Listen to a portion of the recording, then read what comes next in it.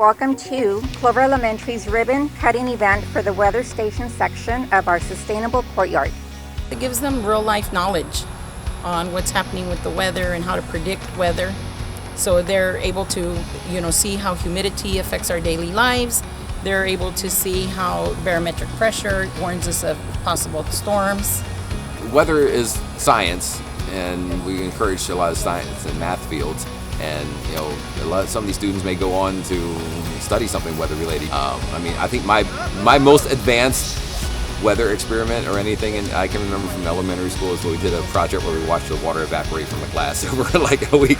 So this is way more advanced than that. We're going to add to it in the future, and it's been a great experience for the students. They're really happy to see everything up and running after putting it together and discussing it all year. Everything is all about the students. Everything we do is about the students, and it's really a great feeling, to see those smiles on their face. And oh, you were right, the wind is actually spinning the wind turbine, and that's how we're going to get our renewable resources and energy and so on. So it's a real great experience.